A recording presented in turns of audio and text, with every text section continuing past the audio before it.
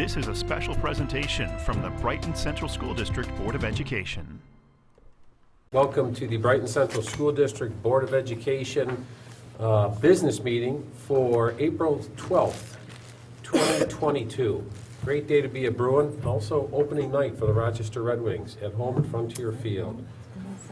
To begin with, there's probably not a better way to begin the meeting than to talk about the Brighton Believer Awards and some of the great people in our community. So I'm going to turn it over to Dr. McGowan to go ahead and do those awards. Thank you very much. Let me introduce the award itself, and then I'll explain to you how we're going to recognize people. Last school year, the Brighton Believes Council selected 30 nominees to receive a Brighton Believers Award. We did not forget about these members of our school community, however, and wanted to make sure they were recognized for demonstrating the Brighton Believes character traits of integrity, respect, responsibility, kindness, and self-control. These award winners are parents, students, teachers, staff members, coaches, and community members. I'll start out by asking the award winner to come on up and stand next to me, and the person who nominated them, if you could come join as well. The first person we're recognizing is Yavuz Gul. Yavuz, if you could come on up, and I think Jen Wheeler, if you could come with him.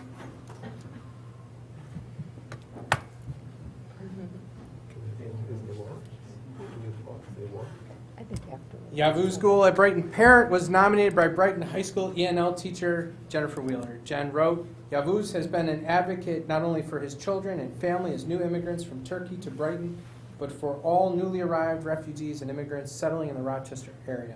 Immediately after settling in Rochester, Yavuz became an active member in the Turkish community, helping to organize public speaking events and invitations to the Turkish Community Center of Rochester. The district had a mother with children arrived from Turkey while the father was delayed. Yavuz was willing and able to help a newly arrived refugee with children whom he had never met simply because of his kindness and because it was the right thing to do. When Yavuz first came here, he volunteered immediately to be a part of the Brighton Blueprint. Many of us met you, and I will share this. I don't want to embarrass you, but not only did he come to a meeting with 75 people that he did not know yet and jump right into strategic planning for the district, but brought us a cake to share just a gesture of kindness. And I have experienced that from Yavuz over and over again. I can't think of a person who better exemplifies kindness than Yavuz. So thank you very much.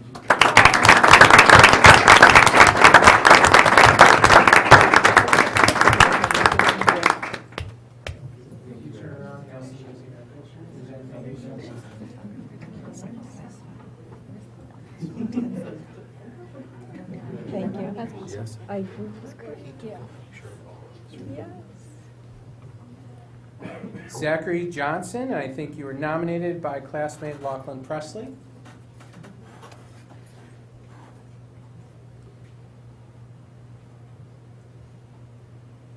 Zachary Johnson, now a 12 Corners Middle School 7th grader, was nominated by classmate Lachlan Presley. Lachlan wrote, Zach Johnson has shown various accounts of the utmost respect, thoughtfulness, kindness, and benevolence towards others.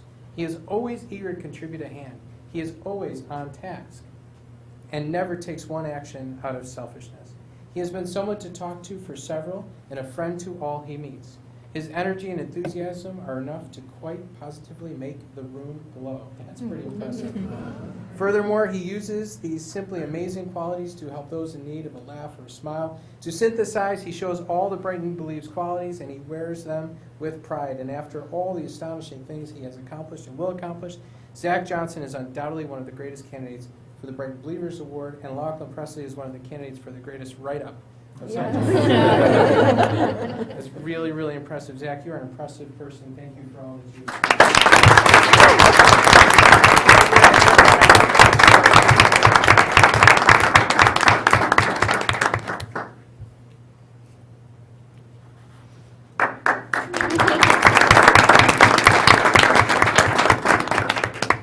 Robin Lackenby, nominated by Heather Coles.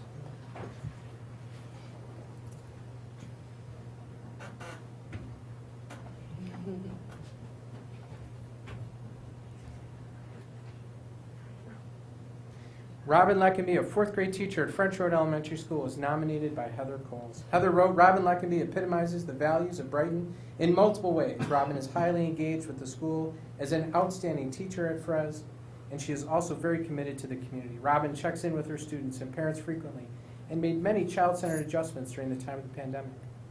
Robin is always the encourager for students and provides instructive and positive feedback to build her students' sense of self. Excuse me. She also runs a tree hugger group at Friends. Robin always finds ways to introduce people to the gems of Brighton. This includes hiking trails, walking the neighborhoods, and using bikes to get around to model exercising and using less fuel. I am privileged to be a parent in the Leckenby crew, the Leckenby team this year as well, and experiencing it firsthand. Many of you may not know that Robin also went to every single child's home that she had during the pandemic when we shut down to visit them while they weren't able to be in school. So, Robin, thanks for all you do. And thanks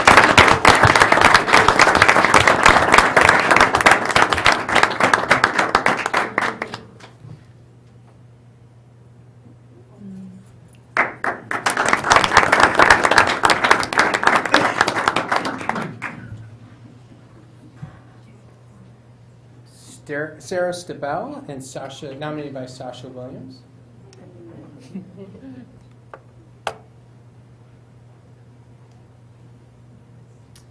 Sarah Stabell, a Brighton High School music teacher, was nominated by student Sasha Williams. Sasha wrote, "Mrs. Stabell has been such an amazing chorus teacher. We had to do private music lessons in place of chorus, and after the personal Zoom one day, she said that if I needed anything at all or needed to talk to someone, she was there to help.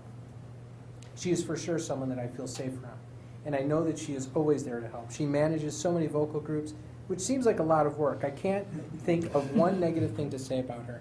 I'm so happy that I have her as a teacher, and I bet so many other people can say the same, and yes, they do, for all of your work and for being a Brighton believer. Thank you, Sarah. Congratulations."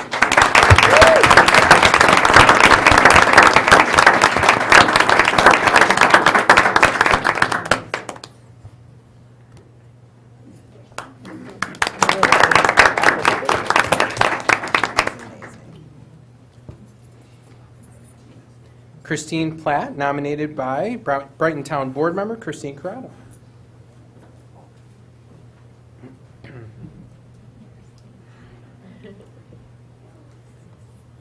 Christine Platt was nominated by Brighton Town Board Member Christine Corrado. In March 2021, Platt led a cleanup of trash along the Highland Crossing Trail. Corrado wrote, "At least a dozen adults and kids turned out that morning for a thorough walk and cleanup. And it wasn't a one-off. The following weekend, Chrissy rallied more neighbors to continue cleaning the trail. The Saturday after that, the group moved on to the Brighton Town Park for a cleanup and kite-flying adventure." Chrissy's leadership in caring for our trails and parks is just one example of how she exhibits the Brighton Believes characteristics.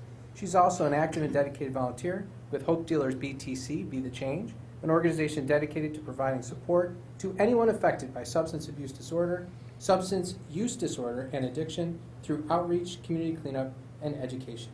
Thank you so much, Christine Platt.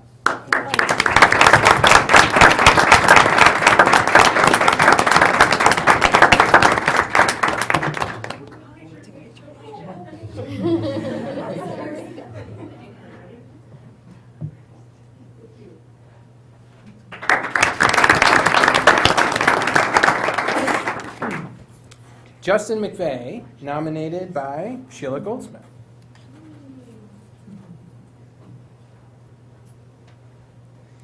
Justin McVeigh, the French Road Elementary School Library Media Specialist, nominated by French Road Teaching Assistant Sheila Goldsmith. She wrote, "Mr. McVeigh ensures our students that he values their interests. He loves to engage in conversations and offers support on any book topic. Thanks to Mr. McVeigh, our library is a warm and welcoming place. He has a great sense of humor. He's enthusiastic, knowledgeable, compassionate, and very patient.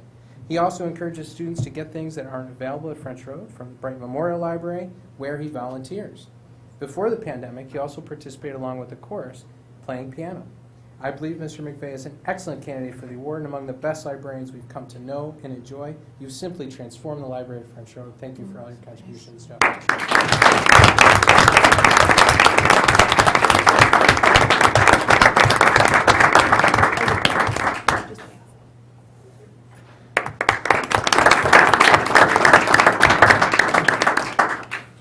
Thank you again to Yavu, Zachary, Robin, Sarah, Christine, Justin for making our community a better place and for demonstrating for all of our students and for all of us the Brighton Believes. Congratulations. That is just the jolt of energy we need to start a meeting like this, where we're going to cover so much ground. So thank you to all of them. I'll leave it with you, Dr. McGowan, and have you stay there because we're going to talk about approval of a particular teacher tenure. We are, and if you'd like to join me, Mr. Davis, I'd appreciate would. that. Come up here.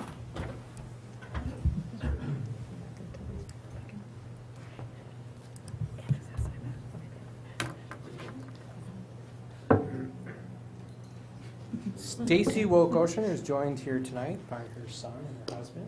This is quite a momentous occasion in somebody's career. We're very excited for you.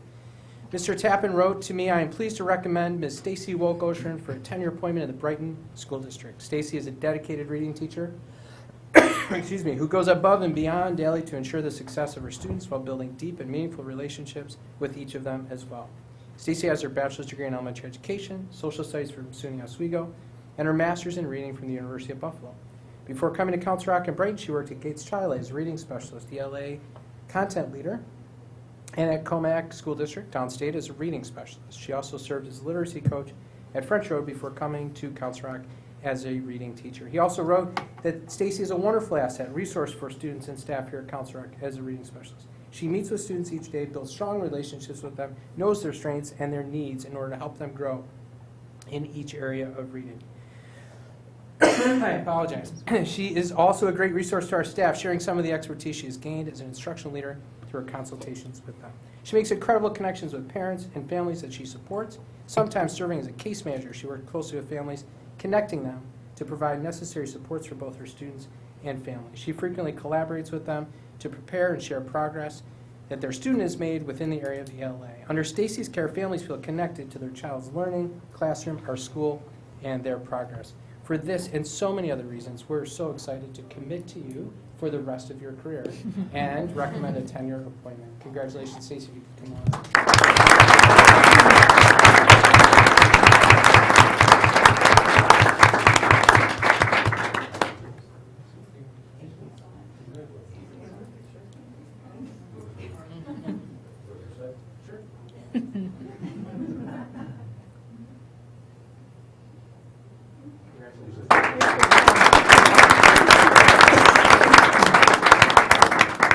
And I would also say to her family, thank you for the contributions you make. And this is quite an accomplishment for your mom, so you should give a quick pat on the back. But thanks for giving up a lot of time because she spends a lot of time supporting our kids too. And we really appreciate that for both of you. So again, thanks.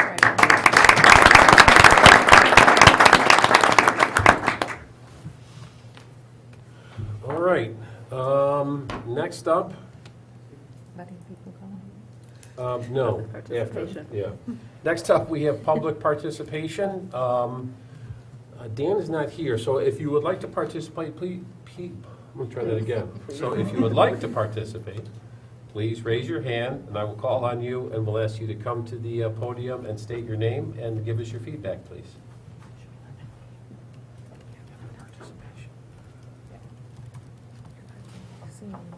Seeing no one, I will provide the opportunity for all of these wonderful people in attendance to do one of two things: stay and go through a lot of different important budget information, review of minutes and things like that, or you can leave and go do homework depending on your age, or do other types of work. Like get ice cream at Pittsburgh. Like get ice cream, yes. No judgment. Yeah.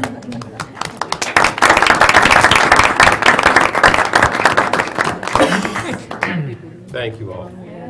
Whoever had 2 minutes. The pool, how long before it's ready. You gotta read up. You gotta go through this whole budget thing. It's on too long. Does he have water? He's got it. Thank you. I Got a have. bottle I have right here. one. It's just Got a bottle right Do here. you Oh, I have? got water, I got coffee. Do you have coffee? Yeah, Okay. yeah. I appreciate it. He's allergic to the board teacher. Okay. What do I do? It's not me, Larry. It's not me. Focus. I'm here. Agenda item 6, approval of the agenda, which we all have in front of us. It would be an amended agenda. Approval of the amended agenda that is in your packet on the screens. Motion to approve, I'm sorry? So moved. Moved by Karen, Second? seconded by Sue. All those in favor? Aye. Approval of the minutes, which we also have in front of us, from March 22nd. Any questions, edits, changes to those minutes? Motion to approve the minutes as received. So move. Moved by Andrea, Second. seconded by Esther. All those in favor? Aye. All right. Agenda item 8, which is budget adoption. We'll go back to Dr. McGowan now. Thank you. I'm trying to control myself. The action you will take tonight would be for the board to vote later in the agenda to adopt this budget, but as the proposed budget for taxpayers then to vote on May 17th. So the board presents the budget to the community. We have presented the executive budget proposal. This is a summary of what has been presented to you already, and then an opportunity if anybody is here to ask questions or make comment further. A couple of the key points we'd like to point out. One, the state budget has finally settled. Foundation aid was settled, funded at 80%, which for us is a $2.9 million increase. Sounds really great, but we'll explain why. It still presents a challenge for us. Future years, it will move to 100%, and we won't be able to really complete all the additional analysis until about the 14th because the budget bills continue to roll out and are provided then to us in terms of specific language. The district response, though, to that is to make sure we're compliant with the tax cap in this budget. We have permanent funding for full-day kindergarten that we needed to address going forward in the budget. We've restored the 6th grade foreign language program, of course, as well over time, improved the long-term financial outlook of the district. We have reduced by $300,000 a use of the appropriated fund balance and reliance on margin reserves by $300,000 as well. So we have opportunities continued for healing and innovation, of course. The impact of the state budget that we would like to point out to you is as follows. One, if you look at foundation aid last year, the blue bar up on the top, that was $10.3 million, and the funding this year is $13.3 million. Again, that looks like a great step in the right direction, and it is, but the expense side will be a challenge as well, and we'll explain that in just a moment. Our BOCES excess cost aid was 4.5 last year. It's about the same going into this year, and transportation aid is up about from $2.8 million to $3.2, so about $400,000, a little bit over $400,000. That also indicates to you, and I'll detail this on one of the expense slides, that transportation aid, because it comes after you spend the money, that we have increased costs, and we've seen that continue as well. Building aid last year was $3.2 million, and it's at $3.99 next year. Full day K funding was $940,000 in last year's budget, but has been dropped by the state in this adopted budget as well, which we had hoped would be continued, but for only 2 districts in the state who would have still received that, the state has not continued with that full day K funding transition money. So we've had to accommodate for that as well. 6.2% increase in spending overall in the executive budget proposal, up $5.5 million. And we did reduce general fund spending from the earlier presentations by the beginning of this process by $1.4 million. Salaries, wages overall, spending in the district. So this is not every individual salary. There's not a 6.7% salary increase for people. The spending on salaries as a group overall in the district is up 6.7%. Employee benefits up 3.7%. BOCES costs up 8.6%. We'll show you that's due to several increases in placements, the number of students who need particular services. Supplies and services up nearly 11%. And debt and transfer is down 0.2%. So the question might come up from some people, and certainly has, why not lower taxes with increased foundation aid? We would love to. One of the issues we have, though, certainly is the fact that we are only at 80%, not at 100%. So if you thought about the revenue coming in your household, if it was 80% short of what you had planned on, hoped for, or were entitled to, so to speak, you'd have to accommodate for that additional 20%. So we're not at the 100% level yet. And we'll continue to look at this notion of the fiscal relief from Washington. What happens when the aid is reduced? Because right now we're trying to accommodate for many more positions that we have brought on board using the federal relief aid, the COVID money, so to speak. We need to make sure that in the budget we have long-term plan for these positions to still be supported, and what will happen with foundation. So when we get to 100%, now we've known for a couple of years it was going to get better. What happens after next year's budget proposal when it gets to 100%? So future year spending is a concern. Obligating ourselves to certain expenditures without knowing what's going to happen is important. The New York City economy is a concern for us as well. I chuckle a little bit when people talk about, we're different than New York City, no question. Or when people say, well, we should be our own separate state, so to speak. It should be divided upstate and downstate. Well, that would be horrible, because New York City residents account for 55% of the state's growth in adjusted gross income between 2011 and 2018, and likely an even greater share by job location, in other words, in lower Manhattan, Wall Street. The city accounted for 71% though of the state's job growth between 2011 and 2020. The amount of income taxes collected from specific individuals, particularly downstate, is dramatic and supports a tremendous amount of state spending. So it's just important to keep in mind the New York City economy does have an impact on the rest of the state. So the rebound of New York City is important actually for the entire state. And then we're curious if the state tax increases will have negative effects, right? So where the state has increased taxes over time, individual income tax, and what happens when they expire. There also is a Supreme Court case, New Hampshire versus Massachusetts, that challenged states taxing income of workers who work entirely out of states. Non-New York State residents, particularly in the downstate areas, account for 16% of New York State personal income tax receipts in 2018. That's more than all of upstate.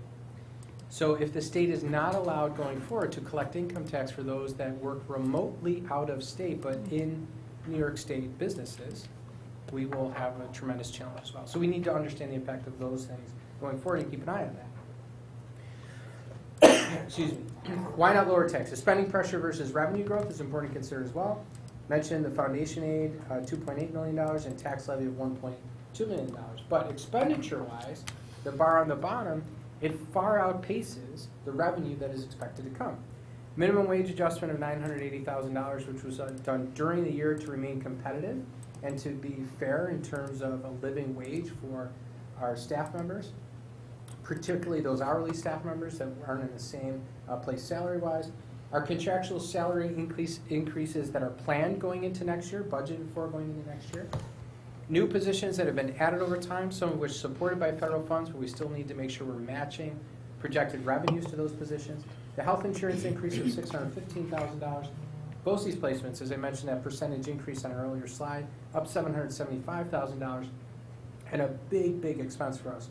Contract transportation up $1.1 million. And as we've explained before, this is due to both those increase in placements to out-of-district placements, but also a significant increase in our contractual cost as we contract for transportation. And your choice is either to roll over your contract using CPI, which is acceptable through the state, or rebid your contract. Rebidding the contract in the current labor market and the price of fuel would probably make that a much bigger increase than the $1.1 million. So certainly a consideration for us. And we've had to invest $350,000 in our technology spending, particularly around cybersecurity. Important to protect the data in the district, the function of the district in this manner, and make that investment.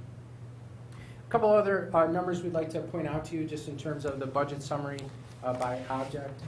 We mentioned salary, wages, and benefits, and the number of people that supports. We have 628.2 people in the district, so of course including part-time people. Last year, and proposed to increase that to 652.37. So in other words, the people we are hiring, and it's a significant number to support the needs of kids. We've talked about managing post-pandemic where we are with students and families, and this is a big part of that. That increase in spending then accounts for 6.74% of an increase, and benefits 3.72%. A subtotal between those two of 5.54%. When you add up equipment, utilities, supplies, materials, BOCES, principal interest payments, transfers to special aid, capital reserve fund, we're at a total increase in spending of 6.24% year over year. And the staff, it represents full-time equivalency, generally defined as 30 working hours or more per week. But as you can see in the pie chart on the right-hand side, the vast majority of our spending is on benefits and salaries, wages. We don't walk away from that. In fact, we point out we're a people business. You need people to work with children. That's what it requires. Seeing that the vast majority of our resources are going to that area is a very good thing. It is a sign of a healthy school organization. The proposed budget going into next year and those increases in terms of staffing, one special education position at the middle school, one at the high school, a .2 school psychologist position at French Road. We have a class size adjustment, grades 1 through 5, that allows us to reduce by 1. Class size adjustment at the high school increasing by 1. Tech integration specialist K-5 going up by 1.0, and an integration specialist 6 through 12 1.0, and an instructional data specialist 1.0. Clearly an emphasis as we emerge from the pandemic as well on the use of instructional technology and how impactful that can be. We need to support that with staff as well. As I mentioned, that percent change year over year, 6.24%. Our proposed school tax levy is 2.12%, the number in the middle, which is compliant with the tax cap. The CPI, an important number in this conversation, is 4.7%. This is the official property tax report card that you would adopt as a board. The reserves are something that we also have to explain to the community and make sure we're pointing out our current balance and estimated balance. Those are listed on the right-hand side. You would adopt those as well tonight. And reserves come from the remaining revenue at the end of every year, and you designate where those go. And those allow us to spend at times out of reserves to protect us from large increases in a need for revenue to cover expenses in a current year budget. It's a savings account that you can use for these specific areas, in other words. Proposition 1, the capital project, 2022-23. The current reserve balance for capital work is $6.5 million. The proposed project budget is $7.2 million, and this is our ongoing effort to continue to upgrade our facilities. The proposed financing sources we would suggest as bonds, $4.8 million, and we're proposing, and a use of the capital reserve of $2.4 million. The state building aid that would come after the project is spent would be $4.8 million, and that offsets the impact on local property taxes. In other words, no impact to local property taxes. So we're saying we need the reserve money, and we have to ask for permission from the community to use that. Essentially, is the down payment, the local share, and then the state aid that comes in after that pays for the rest of the project, pays for the financing of the project. So no need to increase taxes at all. This has no impact on an increase in taxes. At French Road, we'd replace the gym floor, a new cooling tower, playgrounds at French Road as well, and site lighting also at French Road. At the middle school, boiler replacement, domestic hot water, boiler replacement, HVAC controls as well. Some of these are not so fancy, but they are very, very important to prevent future cost increases.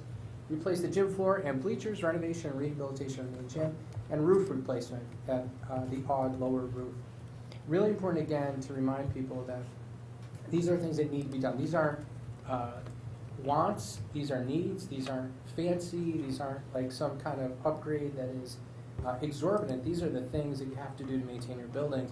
And the playground increase at French Road is because those are due to be replaced and will now be fully accessible for students, much more so than they currently are as well. The impact on tax rates, what does this mean? Very briefly, we've explained equalization rates several times. Essentially, equalization rate is a measure provided by the state to make sure that residents who are in the same taxing jurisdiction, so in the same school district, but different towns where their properties are assessed by two different assessors, are paying an equal and fair share of the taxes, despite the fact that their homes may be assessed in different ways. There has to be a way to equalize that between people. For us, it's between Pittsford and Brighton.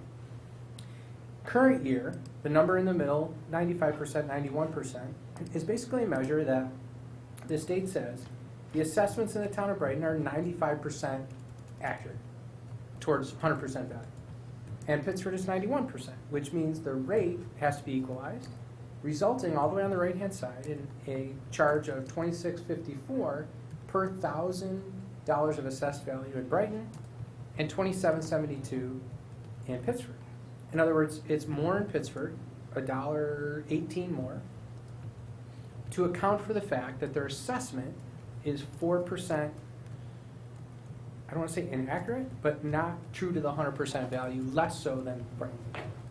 Going into next year, when we see property values going way up everywhere, the estimate is that Brighton's are 89% and Pittsford's are 82%, resulting again in a difference in the rate on the right-hand side, $26.52 in Brighton, excuse me, and $28.81 in Pittsford, up 3.9%.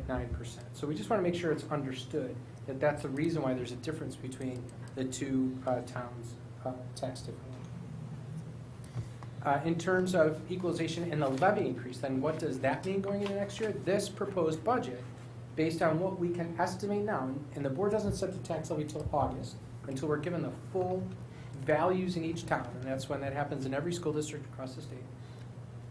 But we would estimate right now that the increase of this budget on a home valued at $250,000 on the bottom right-hand side would be up $137 in Brighton and $423 in Pittsburgh. Again, and that's due to that equalization. Very few properties in Pittsburgh, but they have to be equalized with the Brighton rate as well. Many budget details are available at bcsd.org/budget, including the property tax report card, revenue summary, tax cap limit calculation, summary of appropriation by function, all the detail. Excuse me, historical summary of appropriation by function, by object, historical summary of appropriation by object, three-part budget, budget detail by function, summary of staffing as well, and the capital project budget and scope. So the summary is, again, proposal of spending increase of 6.2%. The tax levy being compliant at 2.12%, so not going over the cap. I want to make sure we're very clear with that. It is not a 2% property tax cap. It's different in every district. Ours happens to be this year 2.12%, and we are within that cap. We have to plan for the reduction of federal funds, and this budget allows us to do that without having to then make massive staff reductions for positions that are hired within this budget with federal funds. And it reflects our continued investments in the priority areas from the blueprint: academic rigor for all students, mental health and wellness, and our systems related to diversity, equity, health, safety, and innovation and development of alternative learning environments. We really feel that this responds to mandated increases in spending and continued investment in program while minimizing the impact on local property taxes, and frankly communicates what we value. It puts resources toward positions that are supportive of students. The next steps, of course, on May 10th, we have a budget hearing here in this room, 7 p.m., not via Zoom. 7 p.m. here. And on the 17th, the budget vote in this building, 7 a.m. to 9 p.m., 7 a.m. to 9 p.m. And the word is there are food trucks from Kiwanis.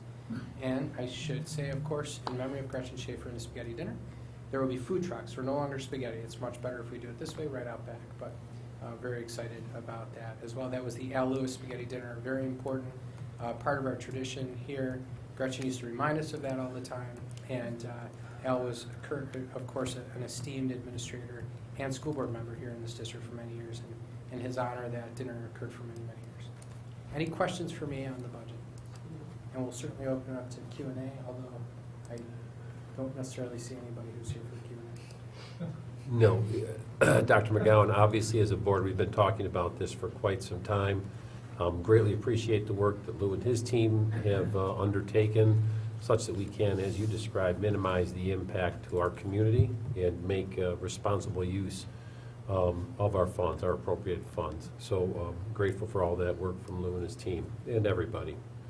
Questions from the board? No. Comments? We're not voting on this tonight, right? You are, but later in the agenda. Okay. Thank you. Yeah, okay, thank you. Next on the agenda, we're going to put a motion forward to approve a couple of bids. First, a cooperative bid for art supplies, and second, a cooperative bid for magazines. These are the bids we do with other school districts through BOCES, and the purpose of that is just to keep our costs lower by working together across districts. Motion to approve those bids. So moved. Moved by Karen, Second. seconded by Christina. All those in favor? Aye. Next up is reports. Let me just look at my agenda here. We have a lot of stuff going on, as always. So first, we all received 3 financial reports. Just pull these here. Any questions on those reports that were received? You've all had a chance to review those. No. Okay. It includes the budget status report for the period ending February 20th, 2022, and resolutions for the adoption of the 2022-2023 budget and property tax report card. We do put those forward for approval, yeah? Yes. Okay, and no questions on those financial reports. Motion to approve those reports as received. So moved? Moved by Susan, Second. second by Andrea. All those in favor? Aye. All right. Student representative, Lila. Hello, everyone. So the third quarter just ended for students, so that's a relief as past couple of weeks have just been a push for everyone to get their final work in before the end. I can't believe it's third quarter already, senior year for me, that's insane. So the next big stressor for us upperclassmen are the AP tests at the beginning of May. Most of my AP teachers, and I think other AP teachers, are starting to review for them already, so hopefully most of the students feel as if they're in a good spot regarding them. Brighton normally does pretty well on all of them. My teachers make sure we know that, so we all feel pretty confident going in. The beginning of May is also when seniors who are attending college typically decide where they are going, so that's really exciting for everyone too. Now spring sports are in full swing. Every team has had their first competition and they're all working really hard towards a big spring season. On top of that, we just had a winter/spring pep rally. So the original intentions were for it to take place in the winter, but with masks coming off and gym availability being limited, that didn't happen. But it worked out well, and it was right before girls lacrosse game, so it was nice because most of the students that were at the pep rally went straight out to the game, so it was really fun. We had a decent showing, especially of the seniors. So some highlights of the pep rally included a winter team's captain's game of Horses, Knights, and Cavaliers, a relay race between each of the class's president and vice president, and a grade knockout competition. Most notable was Dr. Hall and Dr. McGowan's We were waiting for that. performance in the Horses, Knights, and Cavaliers. He's not even listening. You guys did pretty well, so I don't know. Better than I was expecting, not gonna lie. Whoa. I think we need to explore that a little bit. But thank you. I mean, you held your own. We didn't entirely embarrass ourselves. I appreciate it. Yeah. Dr. Hall was a good carrier. I would have been a better partner pre-COVID. I just want to say that. But thank you for that. It was a blast. Next year. You put together such a great event, Marla. Really, it was great, and I think people had such a good time. So thank you for pioneering that. It was Yeah, awesome. I know all the students love seeing you guys participate in that. It's just really fun when administrators join in on activities like that. So yeah, thank you. We had a ton of fun. Thank you for asking. So then, during the week leading up to the pep rally, the senior class council sold candygrams and raffle tickets to pie the teachers in the face. So the candygrams were delivered on April Fool's Day, but there weren't any fools played, don't worry. And then the students got to pie the teachers at the pep rally, so that was also a blast. Did you get pied as well? I did, yeah. Let's just say Knights, Kings, Cavaliers was a little bit more fun. But pie was great too. Used great whipped cream. Yeah, the pieing in the face got a little out of hand. Like it was more of a mess than we expected. I'm but- still finding it places. So thank you to everyone who got pied, and the pep rally was a lot of fun. So lastly, this Thursday, April 14th, the high school's art and literary magazine Galaxy is holding their annual soiree. The soiree is an open mic night where students can perform like any type of act. So this is the first one they've had since the start of the pandemic, so that's really nice that it's back on. And I know everyone has a lot of fun at that event. So it's held from 7 to 10 p.m. in the high school cafeteria.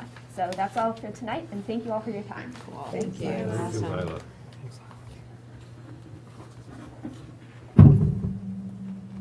Lost my spot, I'm sorry about that. Oh, Board of Education. All right, so we'll first do the Monroe County School Board Association various meetings. Labor Relations is up first. We had a Labor Relations meeting a couple of weeks ago towards the end of March, and it was hot topics in labor relations, which included everything from new legislation and contract talks regarding virtual learning, as well as the ever-evolving cannabis legislation and its impact on schools. So a lot of different things happening there, and as always, things are evolving and moving quickly. Information exchange? I've got it.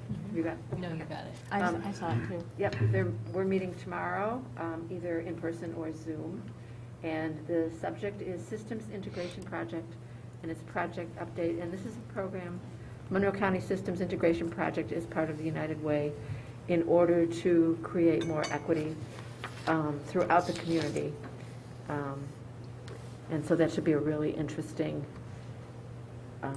presentation, because I know nothing about it. Do you know anything about it? No, I don't. No. So It's very interesting. The project started in 2015, and it's part of IBM's Smarter Cities Challenge. So we'll report back in a couple weeks. And, I'm not sure, I had reported on last month's, and I had watched the video, which they post on the Monroe County School Boards Association. We have access to videos if we can't attend. And so it was about communicating with your community, and I thought it was really timely because what they specifically mentioned, they had communications directors from different school districts. They specifically mentioned when dealing with the public who might have criticisms of your school district or something you're doing or your mask policy, always have in your pocket some positives that you're doing. And so we have some points of pride that we like to discuss, and so it's extremely timely, and we are trend setters, may I say. You may say it. So, They say it. Thank you. That was information exchange. Legislative. Legislative Committee met last Wednesday on April 6th, and we had a 20-minute meeting because our April meeting, generally, we discuss the New York State budget, which on April 6th had yet to pass. So come back next month and we'll talk all about the budget. All right. BOCES, I'll read a quick update from Mark Kokanovich, who's our representative for BOCES. The Monroe One BOCES annual meeting was held on April 7th. The 2022-23 administrative, capital, and program budgets were presented and reviewed. Component school districts will vote on the administrative budget and the election of Monroe One BOCES board candidates on or about April 26th. 3 board seats are up for election: Margaret Burns, West Arundecoit, D. Byron Buttram, Rush Henrietta, and Kim McCluskey, Pittsford. Highlights from the latest regular Board of Ed meeting: reviewed their meeting calendar for 22-23, approved overnight travel for qualifying students to participate in the New York State Skills USA competition in Syracuse to be held April 26-29, and noted that the Creekside program is participating in the spring Unified Sports Basketball program. Thank you, Mark, for your continued work there for us. Other board member reports. There's a whole bunch of stuff going on, so I don't know if anybody wants to provide updates. you'll have to with math. I'll do math curriculum. I guess I'll start with that. We had our final, I'm looking over at Dr. Ryu, our final math curriculum review. Just some really great energy in that room, a lot of great math teachers across all 4 schools. And we have some recommendations on a number of different things. Focus is obviously on equity, academic rigor, and how we continue to evolve our math program. So just great to work with our teachers and the aides and the pairs in that program. Just a ton of ideas and really student-focused, so just really energy providing. That was math curriculum review. I think Allison and May will get an update from the team from the podium as well, so that'll be forthcoming. Other committees. So science curriculum didn't meet this month, but we'll meet in May, and then we'll have a board report. The teacher policy board meets tomorrow, so I can give an update on that next time. And then the monthly New York State School Board Association's DEI committee met last Saturday morning. They're always on Saturday mornings. And for like 3.5, no, I'm just kidding. So we had a great presentation by Dr. Lorna Lewis, who is the Malvern superintendent in Long Island, talking about using data to drive DEI. We went over sort of a marketing campaign that the New York State School Board Association is putting out about inclusion of students. And so there's different marketing pamphlets targeting different kinds of students. And then they also released this micro learning course for new school board members and, school board members who'd like to take this course. One of them is called Foundations of DEI in Education, and the other one is DEI in Education, the board's role. And so we were able to sort of be the guinea pigs and actually take the course and earn a digital badge. And then give feedback, which was great. So there will be changes since we've taken it, but hopefully that'll be available to all new and existing board members. Others. Curriculum Council met last week. We continued our exploration of habits of mind and how differently it will look in the various schools across the district. We were able to speak with and listen to Scott Wright, who is a habits of mind trainer, 25 years of experience in education, gave us a lovely insight as to how those principles of Habits of Mind will look differently in Council Rock as opposed to how the same principles may look in the high school. And also helping us figure out where some of those principles are already being used and how we can utilize them and innovate and bring them into other areas that aren't currently using Habits of Mind. Thank you. I sat on that committee with Esther. It really was a great meeting. I love how, especially when we think about, I sit with the high school team for that, we already do so many of these things, right? And it's this process that I've always stood by of making the implicit explicit and just giving it a name. That's so important. So that's great work over there. I also sit on the school-based equity team for TCMS, and we met this month, and we continue to talk about how we expand the conversation from folks who have chosen to sit on the committee and into the wider world of the building. And it's good work. Thanks. Good. I sit on the same committee, but for French Road, and so we had our meeting at the end of March 29th. And again, this time our committee really took sort of a deeper look and tried to grade ourselves on where we think we're at as far as like reaching some of our DEI goals. And we had a really thoughtful conversation with staff and teachers, and we were led from representatives from NYU, and it was a great conversation. And I sit on the DEI for Council Rock.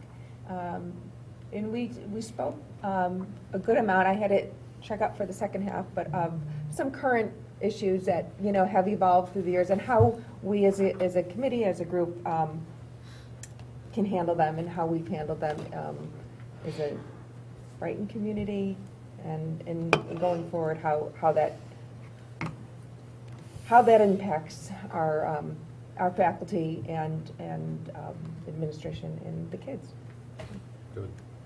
The only additional meeting that I've been at in the last couple of weeks was actually the Brighton Beliefs Committee meeting last week, and I really took such great joy in seeing the certificates presented to the recipients tonight. It took us a while to find the right place and time to make those awards, but I think the board meetings are the perfect place to do it, and I was really thrilled to see them tonight. They were just terrific. It was really fun.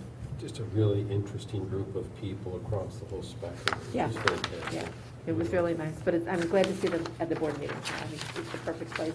It took us a while to figure that out. The only other thing I'll add, and I feel like a broken record with this, continuing to work with the buildings teams on capital projects that are coming to a conclusion, and as you saw on Dr. McGowan's budget presentation, some of the other things we're going to be doing, improving accessibility at the French Road Playground as an example.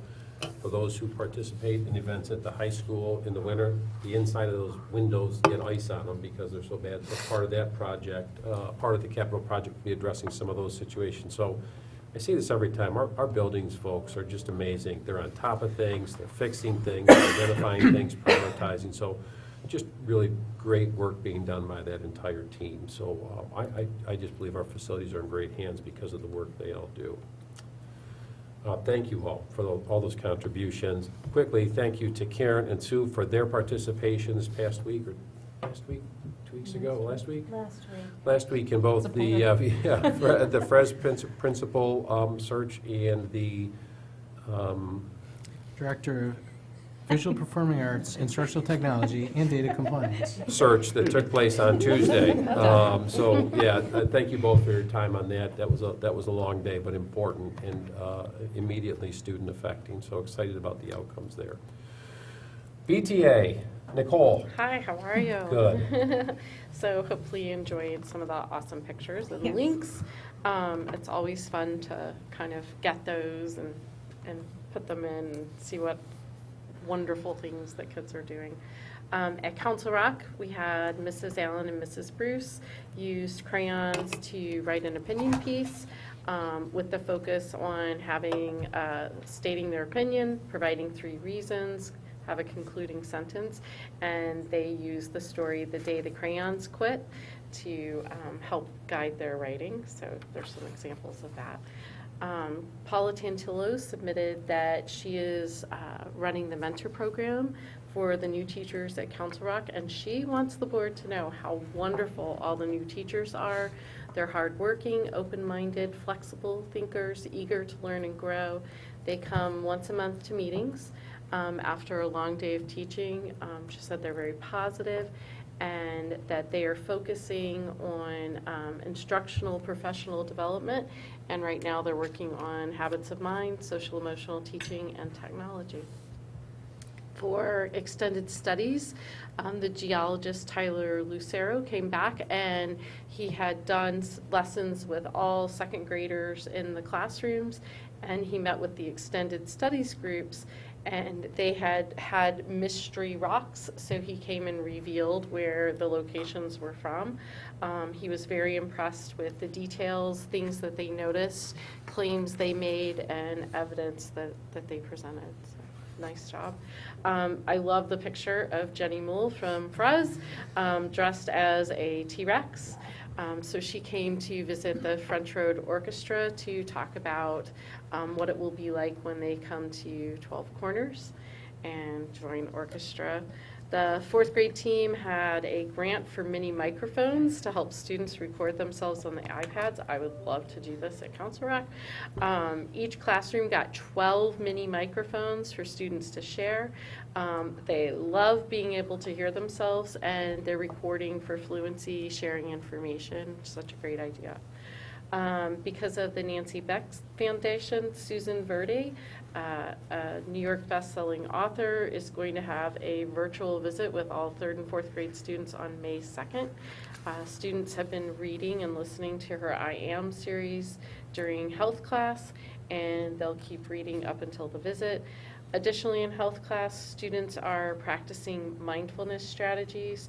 3rd graders are learning digital citizenship and the importance of responsibility when using technology. 4th graders are learning about addiction and how that can be prevented, along with the effects that it has on the body. 4th grade extended studies, these photographs were amazing. They built time travel machines for their STEM unit. So they applied building features. You could go to the past, you could go to the future, you could have a passenger, it could be a device. They made snow globes, watches, booths. Some students performed a safe egg test to make sure that it was safe. And then they presented their work to classes and shared videos, so you can see some of the machines there. My favorite is the box. And then they had some of the egg tests. There's a couple of photographs of that. Students participated in all county, and Brighton was represented by 12 French Road students. So you can see some orchestra and band. At 12 Corners, German students had a presentation by the Shinchinim. So it was Alan and Avishag, and they talked about how knowing different languages can help you connect with people, new cultures, break stereotypes. They taught them about a German community in Israel that has their own cheese, or that's known for their cheese. 6th grade students in social studies had the opportunity to Zoom with an archaeologist in Corinth, Greece. They also virtually visited the replica of the Parthenon in Nashville, and that ties into their Greece social studies unit. Brighton PTSA and TCMS celebrated their first book fair with Book Culture, who also did the book fair at Council Rock, a vendor in Pittsford, and there was a really nice PowerPoint of what that was like. And this one will pertain to you. Last summer, for the 7th year, the Laura and Larry Davis Senior Fund and YMCA of Rochester made the dream of summer camp a reality for 6 Brighton students. Again, the program will offer financial assistance to 6 more students for the YMCA Camp Gorham, which is in the Adirondacks. This was submitted by Catherine Liebel. I did want to read some of the excerpts because they're really beautiful. So some of the campers, this is from a 12-year-old camper, said, "Thank you to the family who gave the money that allowed me to go." He said, "I now have more fun talking to people. It also improved my social skills. Before camp, I never would talk to people. Now I talk to people way more often." Another 12-year-old said, "I learned to do a lot of new stuff, like archery, canoe, and paddleboard. I learned that I liked being away from my phone for a little time. At the end of the day, you're exhausted. you can talk about stuff with your friends instead of being on the phone, and it was nice to be away from technology. And then I think this one's my favorite. They got to go into the water every day and go paddle boarding. They would have fires, and it was their favorite part of their summer because they got to meet so many different people. Thank you for letting me have this opportunity, and I hope more people have that opportunity. I learned I can live without my phone, that meeting people isn't that hard, and that if another kid asked me if they should go to camp, I would say do it. It was the best experience ever. Thank you. So beautiful.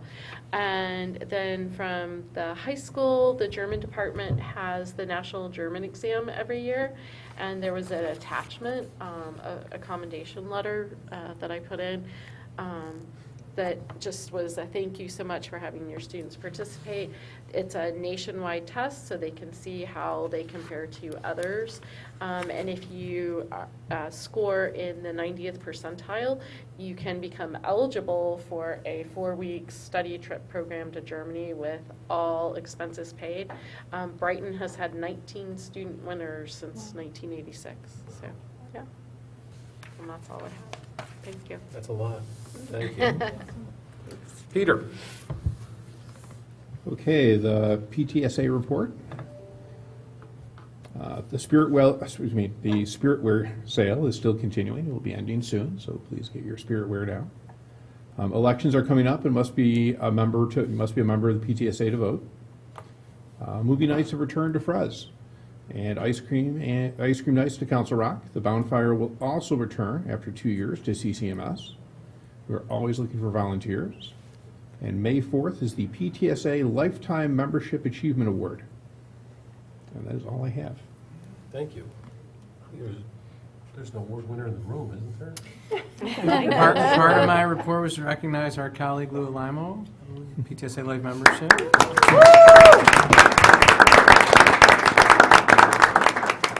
And a very happy birthday to Larry Davis this week.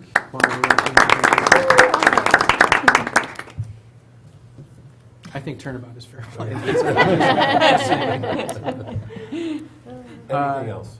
Yeah, there is a respiratory virus. I think I've demonstrated that tonight.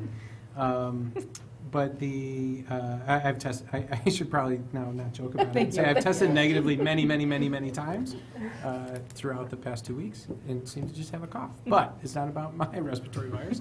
COVID numbers are up. We are monitoring those very carefully, but they're not up to a point where we are considering any change in the current procedure, other than as families know, if more than 3 students in a particular classroom are COVID positive within that 5-day window, the class will mask then through the 10-day period of time. We've only had that happen in 1 instance, and other than that, numbers actually have been okay, right? So they are up from where they were, but we seem to have hopefully reached, I don't know how to describe it well, to say plateau, but I'm not an epidemiologist. We think we're in an okay spot, but we're watching that carefully. And again, don't anticipate anything significant changing. We are sending tests home on Thursday with families and asking that people use one of those tests before they return to school at the end of the break, just to limit any potential spread when people are coming back from far and wide and doing many different things, being around people, et cetera. Not a bad practice, just to make sure we're in a good place as people come back. That's certainly up to people to do that themselves at home and as they wish. We were just informed this evening that we were notified that we have been named again a Best Community for Music Education for 2022. So congratulations to our many educators who make that happen here, and parent volunteers, et cetera, and students. But also, we go back to the budget, and I don't mean to sound opportunistic, but that is what we are supporting in terms of communicating our values and supporting those types of positions and that work, and continue to protect that work in these budgets. Our community has supported that over and over and over again. So those things are intimately related. As you mentioned, 2 board members participated in the search process for our administrative openings, both French Road principal and director of et cetera, so to speak. We will hope to wrap those up and make announcements this week, and certainly we'll keep the community posted as well.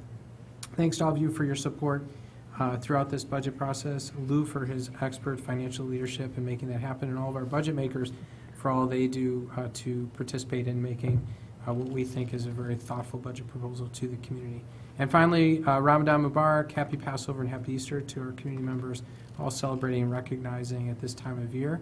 And we hope everyone enjoys a safe and healthy break as well. Thanks. Thank you. Next up is approval of a second reading. This one is Policy 7131, education of students in temporary housing. This is to comply with updated state laws and regulations. Motion to, we've all had the chance to see that. Does anyone first have any questions on that updated policy? Motion to approve the policy? So moved. Moved by Julene, Second? seconded by Susan. All those in favor? Aye. Next up is resolution of the Monroe One BOCES annual election and budget vote. Do we vote on, motion to approve what Mark put forward for us? Is that what it is? There's 4 different seats. 4 different seats. Do you want me to read them so Yeah, people would know? you? Sure. Seat number 1, resolved to cast 1 vote for the election of Kim McCluskey, resident of the Pittsford Central School District, as a member of the Monroe One BOCES Board for the term of office which begins July 1, 2022, and end on July 30th, 2025. All in favor? Aye. Any opposed? Okay. Seat number 2, resolved to cast 1 vote for the election of D. Brian Buttram, resident of the Rush Henrietta Central School District, as a member of the Monroe One BOCES Board for a term of office which will begin on July 1, 2022, and end on June 30th, 2025. All in favor? Aye. Any opposed? Seat number 3, resolved to cast 1 vote for the election of Margaret Burns, resident of the West Irondequoit Central School District, as a member of the Monroe One BOCES Board for a term of office which will begin on April 28th, 2022, and end on June 30th, 2024. All in favor? Aye. Sorry, any opposed? I forgot what I was doing there. And seat number 4 says vacant East Rochester Union Free School District. There's nothing there. And then for the administrative budget vote, resolved that the Board of Education for the Brighton Central School District votes to approve the proposed BOCES administrative budget in the amount of $5,698,479 for the 2022-2023 fiscal year. All in favor? Aye. Any opposed? We're good. Thank you for your help with that, Kim. Yep. I would just make sure I let the board members know, Lou plays a pivotal role in the management steering committee for BOCES that participates in the development of the administrative budget. So when that's coming to you, the cooperative really does help drive the development of that budget. Just want to make sure that you know we're involved in it. Next up is the approval of the election inspectors for the 2022 annual election and budget vote, which, as you pointed out, Dr. McGowan, is May 17th. Correct. Those election inspectors were given to us on one of the reports here. Motion to approve that list of inspectors. So moved. Moved by Andrea, Second? seconded by Esther. All those in, excuse me, all those in favor? Aye. Opposed? Okay. Now, approval of the resolution for the adoption of the 2022-2023 budget and property tax report card. This is what Dr. McGowan went through a few minutes ago. And as he noted, and this is very important, we are tax cap compliant. Continued to hear about that from the community, how important that is. But it also, as Dr. McGowan likes to say, represents our values and our priorities. And the budget best represents those. So we did have a chance to run through that and have opportunity for questions. Are there any last questions or comments regarding that budget? Motion to approve the budget as presented. So moved. Moved by Karen, Second? seconded by Christina. All those in favor? Aye. Next up is the consent agenda. Nope. We have one more that Construction was amended, contracts. construction The contracts. amended item. No, I'm sorry. That's okay. Item 15. Thank you. Hold on, I got to move over here for a second. That's before that one. That's all And right. then consent. I apologize. I don't, I don't see it. that's okay. If you click on above that, the amended agenda, Don't do the annotated one. Don't do or just do? Don't do it. Oh, no, Okay, it's we're not good. on this one I'll either. get it. Hold, please.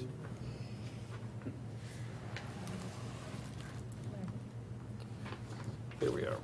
I got it, thank you, though, appreciate it. Next up, and it's on the amended agenda, is the approval of the construction contracts that we received. These were lighting and electrical work. I've been involved in this a little bit as well with Lou in terms of looking at some of these things. Needed work is what I would say for some of our buildings. You've had a chance to review it, or at least see it. Any questions for Lou with regards to this work? Motion to approve the construction contracts as received. So move. Moved by Susan, Second. seconded by Andrea. All those in favor? Thank you for catching that, Kim. No problem. Now we will get on to the consent agenda. It includes approval of personnel changes, recommendations from the Committee on Special Education and Preschool Education.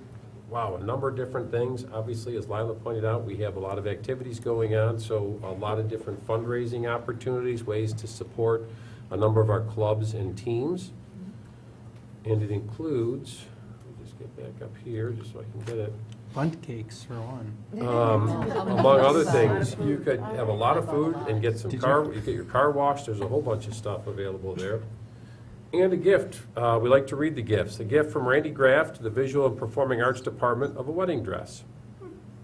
There's There's a second gift on the amended agenda. Right Okay. here. I'll find Got it. it? And a gift from Stephen DeVore, and I hope I pronounced that correctly, in the amount of $100 to the Nancy Beck Memorial Fund, which is very nice. We've seen a lot of different grants coming from the Nancy Beck Fund, so a lot of great work being done through that fund. Motion to approve the consent agenda as provided on the amended agenda. So moved. Moved by Julene, Second? seconded by Esther. All those in favor? Aye.